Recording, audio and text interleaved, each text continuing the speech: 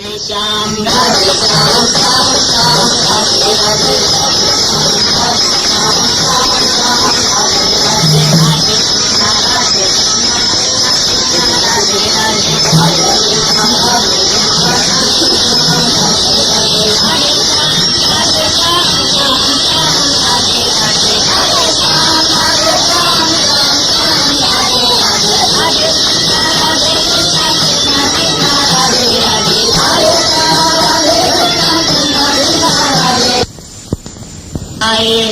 देश उत्पत्ति हेतवे तापते विनाशाय श्री कृष्ण वयं नमः। देवचा पालितो गर्भे ललितो अंके यशोदया यशोदयायतो बालो गोपालमतार्गे। ध्यानमूलं गुरुर्मूर्ति पूजामूलं गुरुपदा मंत्रमूलं गुरुर्वाक्य मोक्षमूलं गुरु कृपा। सच्चिदानंद रूपाय जिन भगवान श्री कृष्ण का सतचित आनंदमय रूप है, ताप त्रय विनाशाय वो तीनों तापों का नाश करने वाले हैं। तीन ताप कौन से है? देहिक, दैहिक और भौतिक। इन तापों का नाश करने वाले हैं, अर्थात मन, बुद्धि और काया के तापों को निवारण करने वाले हैं। ऐसे भगवान श्याम सुंदर के लिए हम प्रणाम करते हैं। देवता पालितो गर्भे, भगवान श्याम सुंदर सबके गर्भ में रक्षा करने वाले हैं, पालन करने वाले हैं। इसलिए उनको भगवान श्री कृष्ण के लिए कहा गया है, सब देवताओं के सहित सब अंडज पिंडज स्वेदज सबकी रक्षा करने वाले, पालन करने वाले ऐसे भगवान श्याम सुंदर को हम प्रणाम करते हैं। ललितो अंके यशोदया, वही भगवान श्याम सुंदर पृथ्वी का भार हरण करने के लिए, दुष्टों का दमन करने के लिए समय समय पर हर एक युग में अवतार धारण करते हैं। ऐसे भगवान श्याम सुंदर के लिए हम साष्टांग प्रणाम करते हैं, जिनकी उपासना नारायण, विष्णु, विराट, महाविराट, हिरण्यगर्भ, कुटस्थाक्षर ध्यान करते हैं। ब्रह्मा और शंकर 33 करोड़ देवताओं के सहित इंद्र उन भगवान श्री कृष्ण की आराधना करते हैं। ऐसे भगवान श्री कृष्ण को हम प्रणाम करते हैं।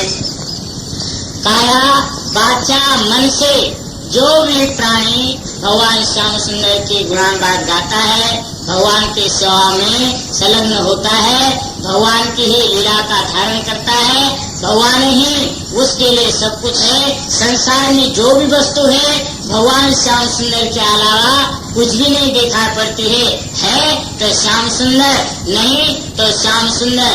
भाई भीतर चारों तरफ भगवान श्री कृष्ण के अलावा उसको कुछ भी नहीं दिखा पड़े, ऐसे भगवान श्याम सुंदर की लीला भक्त ही जान सकते हैं, अन्यथा और कोई नहीं जान सकता।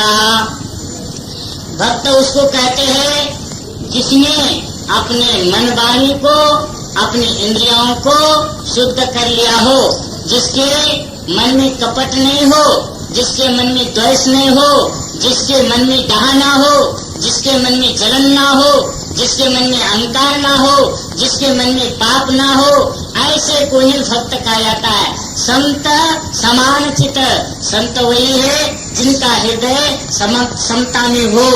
साधु जो साधना से युक्त है उसको साधु कहा जाता है, और महात्मा जिनका आत्मा महान हो चुका है उसको महात्मा कहा जाता है। इसी तरह से जो भक्ति से युक्त है उसी को भक्त कहा जाता है।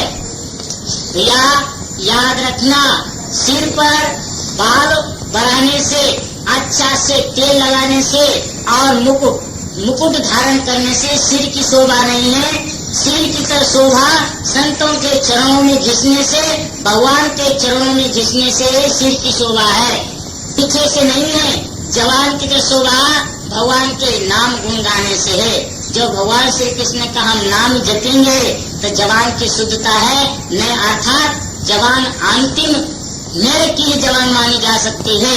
कान की शुद्धता केवल जो है अश्लील गीत सुनने की नहीं है कि सिनेमा हमने देख लिया और हमने टीवी देख ली और क्या वही अश्लील गाने जो है तो सुनने लगे, आला ढोला ये भी जो है तो और किसी की बुराई है ये भी सुनना कान की शोभा नहीं है। कान की तो शोभा भगवान की कथा, भगवान का नाम सुनने से है।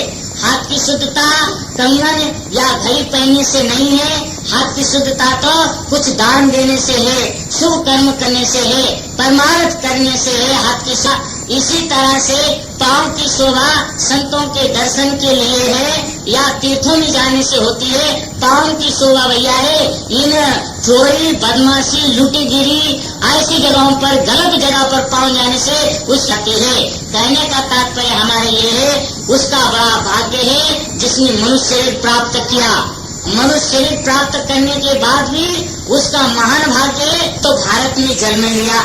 भारत की जो हमारे यहाँ कहा ब्रज में ब्रजवासी बन गया हो तो ब्रज तजी अंत न जाई हूँ यही हमारी टेक और भूतल भार उतारी धनियों रूप अनेक। तो भूतल का भार उतारने के लिए भगवान श्याम सुंदर अनेकों नाना प्रकार के रूप धारण करते हैं। इसलिए वृंदावनम परित्यज पाद एकम न गच्छते।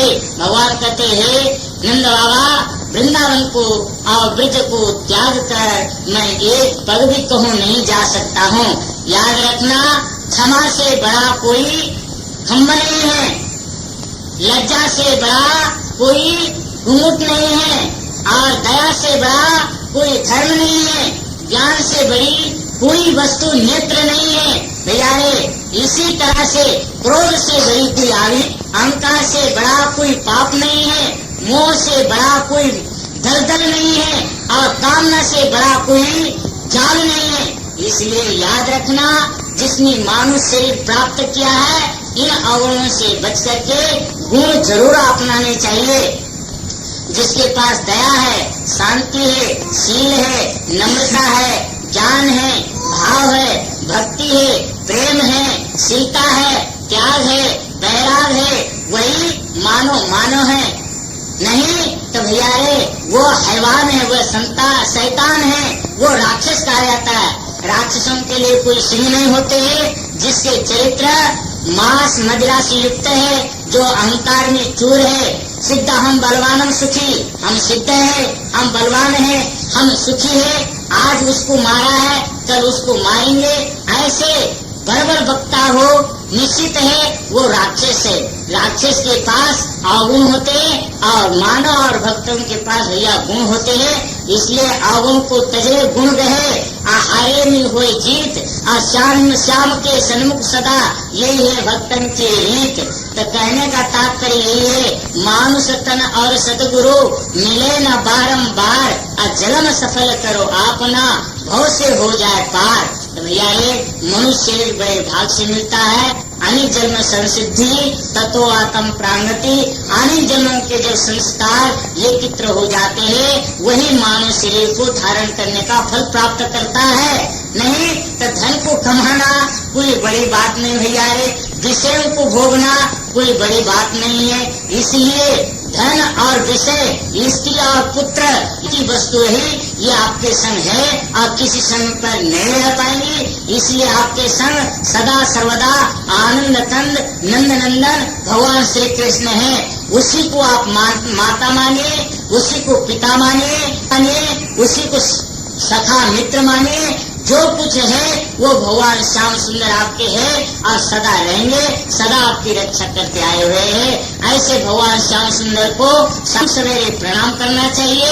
उनका चलते फिरते उठते बैठते सोते जागते नाम लेना चाहिए। भैया राधे श्याम राधे श्याम राधे श्याम कहिए अचाही विधि राधे श्याम नाम सूदो तगरो और सब दुनिया को झूठो झगड़ो। इसलिए भैया मेरे प्यारे आत्मा जिसने भगवान का नाम इस जिह्वा पर रख लिया उसका तो बेड़ा पार हो गया।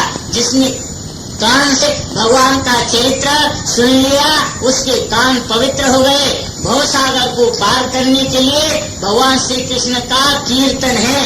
कीर्तन का तात्पर्य यही है कीर्ति तथा जो भगवान की यश कीर्ति महिमा गाया जा, उसी का नाम कीर्तन होता भैया है। और कीर्तन का तात्पर्य कुछ भी नहीं है, समझने की बात है और विशेष बात कोई भी नहीं है। इसलिए मैं समस्त बस्तीवासियों के लिए जरूर फिर हाथ जोड़ करके विनय करूंगा कि ये शुभ समय शुभ घड़ी आप खोइए ना, अवश्य आप आकर के और यहाँ आनंद लीजिए। हरि सिंह